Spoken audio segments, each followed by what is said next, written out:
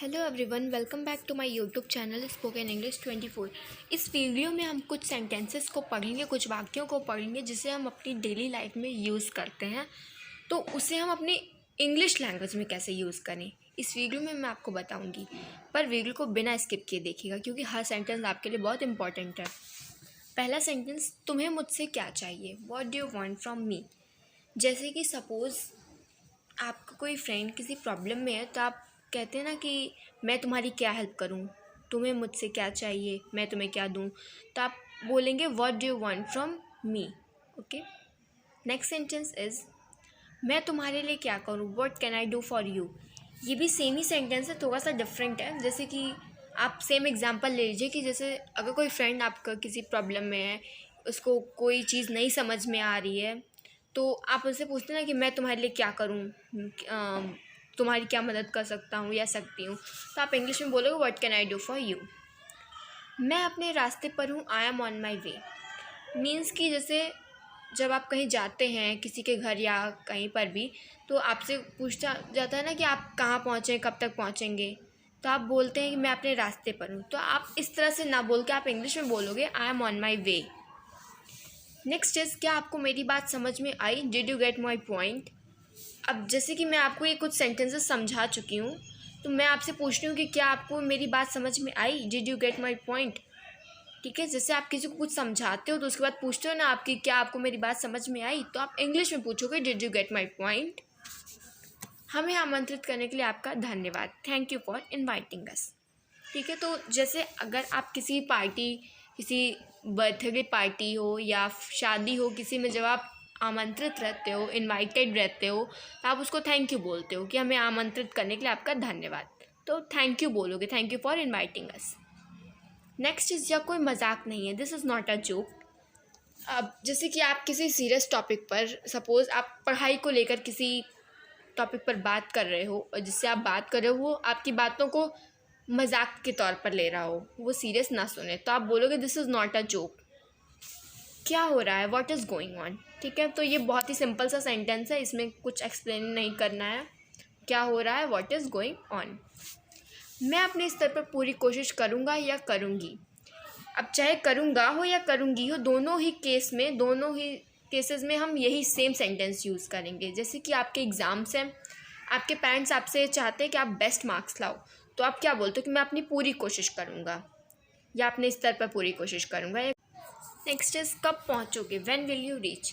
अब जैसे कि आपकी मम्मी आपसे पूछती है ना कि बेटा कब तक पहुँचोगे, या किसी और से पूछती हैं कि कब पहुँचेंगे, तो इस इंग्लिश में बोलेंगी वो कि व्हेन विल यू रीच। या आपको ही बोलना है किसी से कि कब पहुँचोगे या कब पहुँचेंगे, तो आप बोलेंगे when will you reach.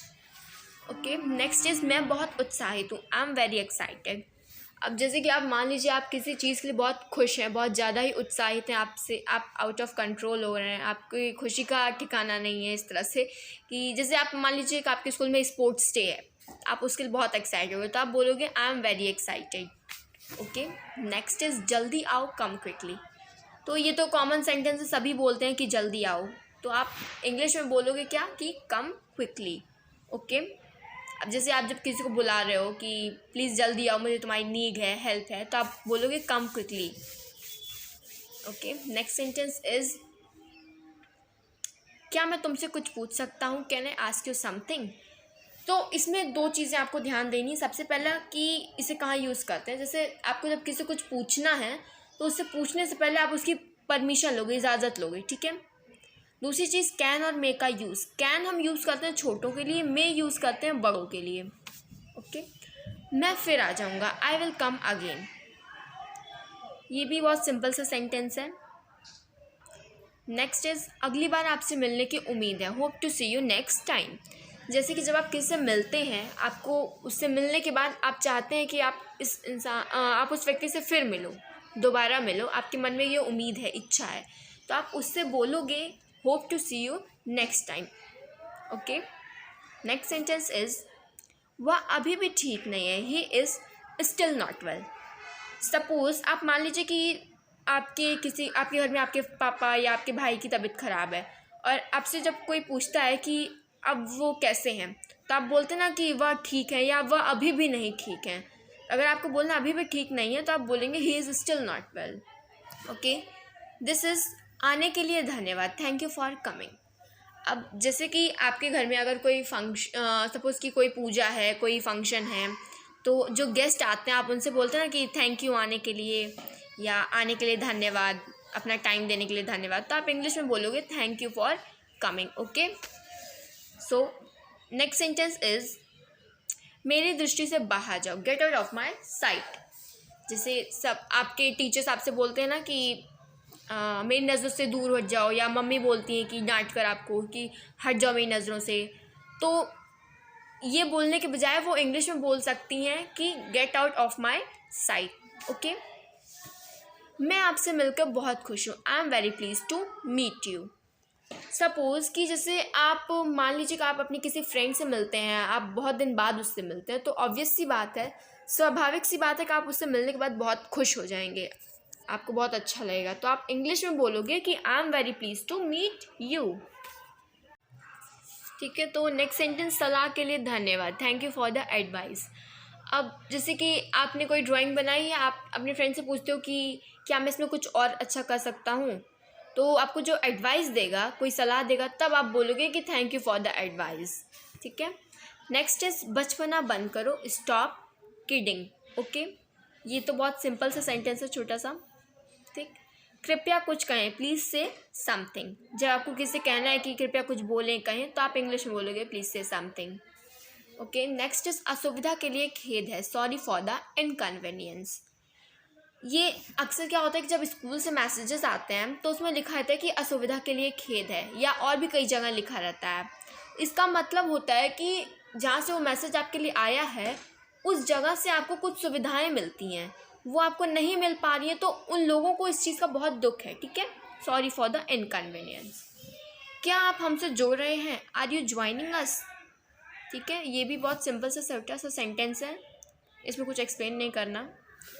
Next one is तुम मेरी जिम्मेदारी हो, you are my responsibility. Okay, next is प्रशंसा के लिए धन्यवाद, थैंक्स फॉर द कॉम्प्लीमेंट। तो कॉम्प्लीमेंट क्या होता है कि जैसे आप किसी पार्टी में गए, किसी या अपने स्कूल में ही गए, आपके फ्रेंड ने आपसे कहा कि यू आर लुकिंग ब्यूटीफुल, तुम बहुत अच्छी लग रही हो, तो वो आपके लिए कॉम्प्लीमेंट हो गया, तो आप बोलोगे थैंक्स फॉर द कॉम्प्लीमेंट।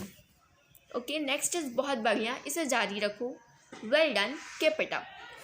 अब आप ये मान लीजिए कि आपने कोई आर्टिकल बनाया, वो बहुत अच्छा है, आपने बहुत अच्छा लिखा उस आर्टिकल को, तो आपके टीचर्स क्या बोलते हैं कि good, well done, keep it up. इसका मतलब होता है कि ऐसे ही आगे जारी रखो इस काम को। नेक्स्ट इज मुझे समझ नहीं आया, आई डिड नॉट अंडरस्टैंड। अब जैसे कि मैंने आपको इतने सारे सेंटेंसेस बताए, तो आपको अगर वो सेंटेंस नहीं समझ में आया है तो आप क्या बोलोगे, मुझे समझ नहीं आया, बट इंग्लिश में बोलोगे I did not understand. Okay, next is मुझे थकान महसूस हो रही है, I am feeling tired today. जैसे कि आप मान लीजिए आपके स्कूल में आज स्पोर्ट्स डे, आपने बहुत सारे गेम्स खेले, बहुत सारी एक्टिविटी की, तो आप बहुत थकान महसूस हो रही है आपको, तो आप क्या बोलोगे, I am feeling tired today. Okay, तो वीडियो अगर आपको पसंद आई हो तो प्लीज़ वीडियो को लाइक करें, शेयर करें, एंड साथ ही साथ अगर चैनल पर पहली बार आया तो चैनल को सब्सक्राइब भी कर दें। Thank you.